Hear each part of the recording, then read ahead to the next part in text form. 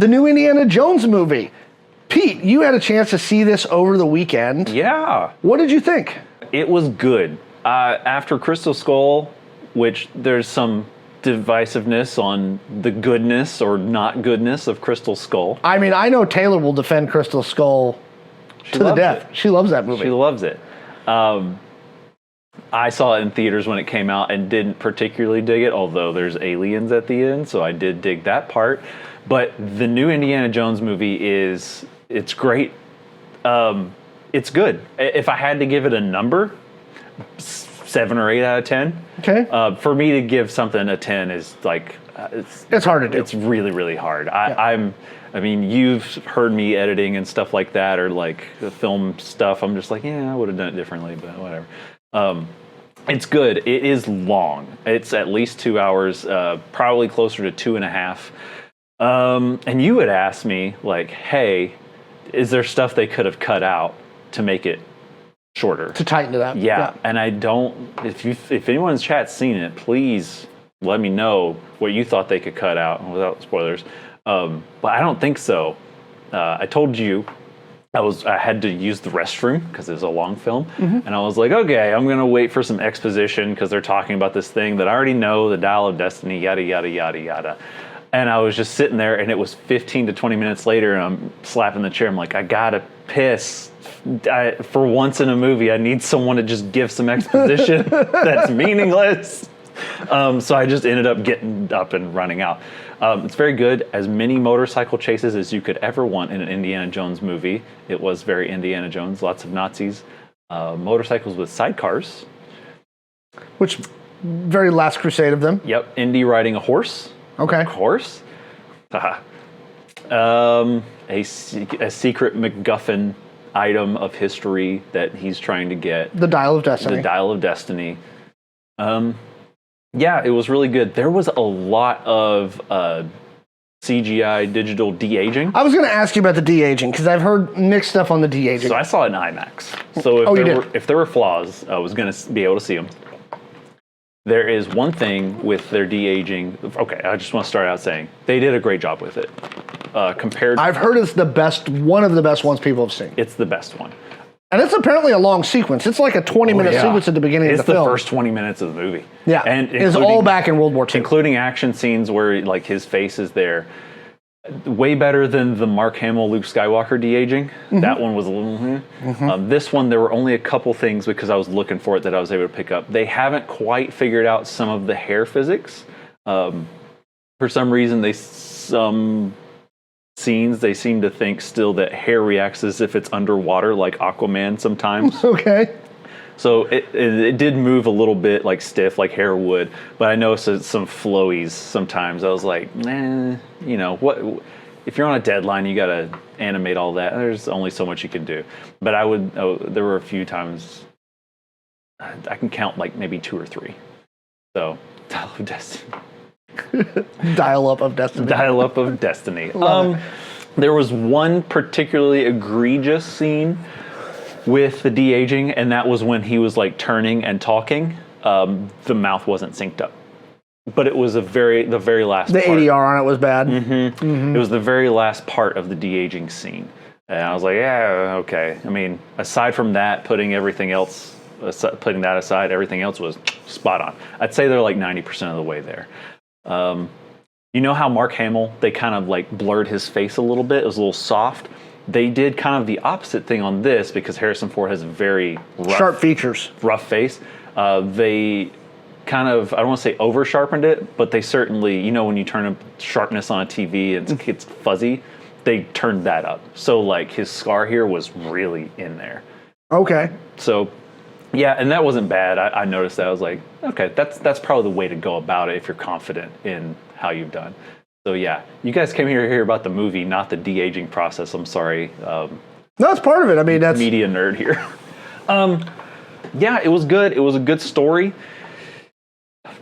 There's a kid. There's a lady who is not just I'm a woman in a movie. She's a strong female character and entertaining. So I've heard mixed reviews on her. Okay. And we're talking about Phoebe Waller-Bridge's character, who's the main woman in the movie. Yeah. not major spoiler stuff, but she's Indy's goddaughter. Yes. Okay.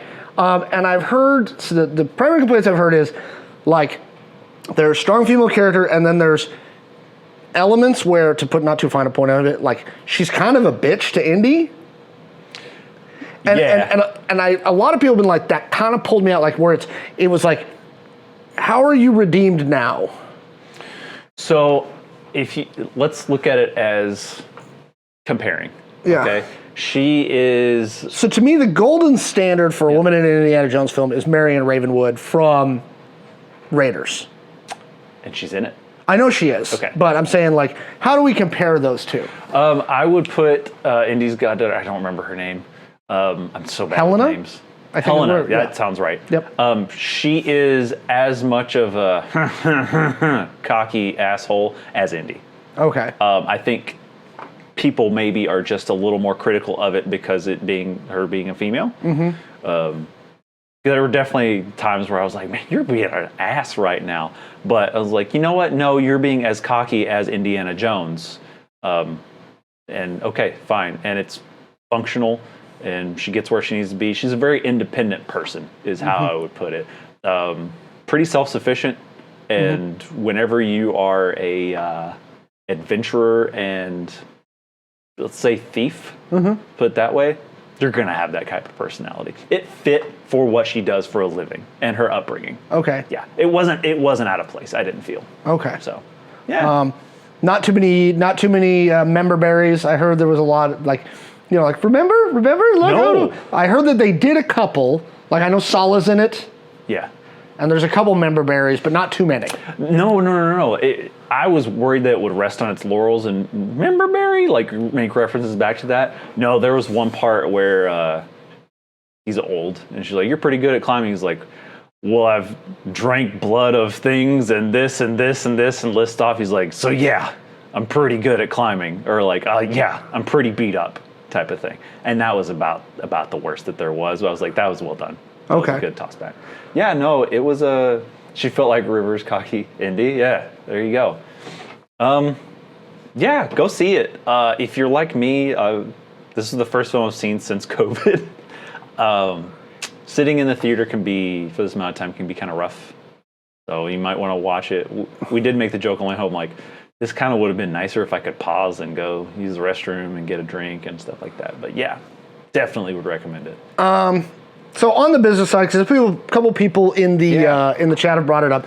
No, it's bombing horribly. Really? Oh yeah. No, it's bad. It's not going to make its money back. Go ahead and take that. We'll talk about that in a sec. So it's bombing. It's not going to make its money back. Really, what's going to determine whether this movie has any level of success is whether it's got legs. Most of what I'm saying is, it looks like it was a mistake to premiere it at Cannes. So they premiered it at the Cannes Film Festival, which is a choice, right? Yeah. It's a choice. Coming out of Cannes, it got very mixed reception from the critics at Cannes, which is not surprising given the style of film festival that the Cannes Film Festival is. Disney was making a bet that they were going to get good reviews out of Cannes, and that was going to drive everything else. I think that if they hadn't done it at Cannes, they might have had a better shot. Second weekend drop is going to tell us a lot. If the second weekend drop is low from the first weekend, so first weekend I think it did 50-something million. Ooh, okay. Yeah, not good. It's like Flash levels of bad, money-wise. Man, okay. Again, the Cannes Film Festival, again, I think it got bad critic ratings coming out of that, or very mixed critic ratings. Most of the word of mouth stuff, most stuff I've seen kind of matches your review of it, which is, it's an indie film, right? Like, you're not going into this being like, I want this to be a wonderful piece of cinema, right? Yeah.